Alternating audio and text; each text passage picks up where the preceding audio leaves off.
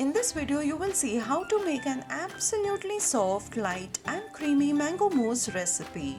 Today I'll be sharing two recipes with you all. I've not used any color and essence in this mousse, making it a very simple yet mango-licious recipe for you to make for dessert. These small portions are just perfect for kitty parties or birthday parties and can be made a day in advance too. They last good for 3 to 4 days in the refrigerator, making it an hassle-free dessert recipe. So let's begin the recipe.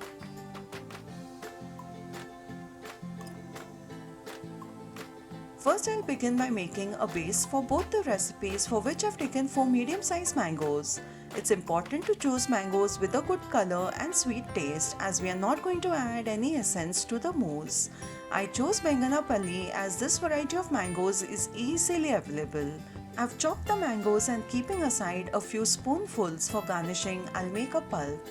To be precise, it's about 2.5 cups full of the chopped mangoes. Now I will add half cup of sugar and without adding any water, grind it into a pulp. Make sure there are no lumps left and preferably use mangoes which are not fibrous. Cooking this pulp will enhance the flavor and color of the mango. Also, when it's cooked, there are minimum chances of the cream to curdle when mixed with the pulp. Cook on lowest flame only till the pulp begins to boil and turn off the flame, as overcooking will change the taste and color may darken too. I've turned the flame off.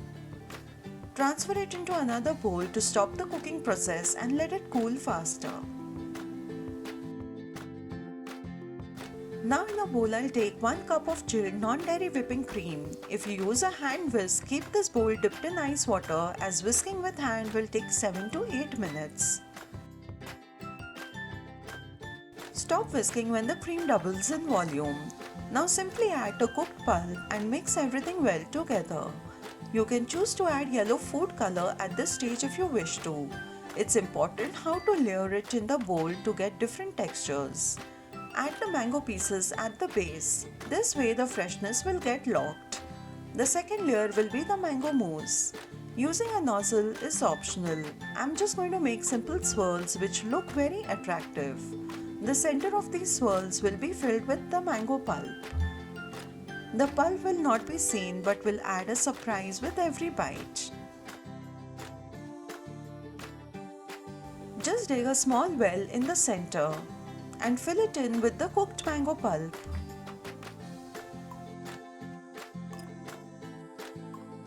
To hide it, garnish with fresh mango pieces just before you serve it. This mousse tastes divine. You must try it before the mango season gets over. Isn't this already looking so tempting? Garnish with a cherry and it's done. Let's quickly see the next recipe, which is easier than the first one. Add the cooked mango pulp back again into the pan. As this is thick, I'll add 2 tablespoons of water and make it into a runny consistency.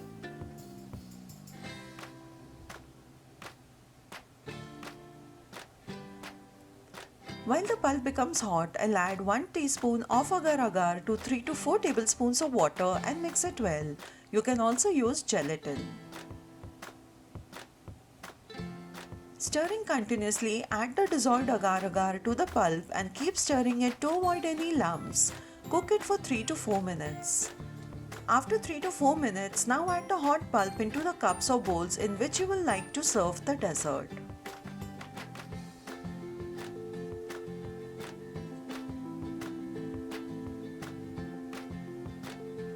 Tap it to make it even and refrigerate for 2 hours or until it is set. Once it is set, top it up with the mango mousse.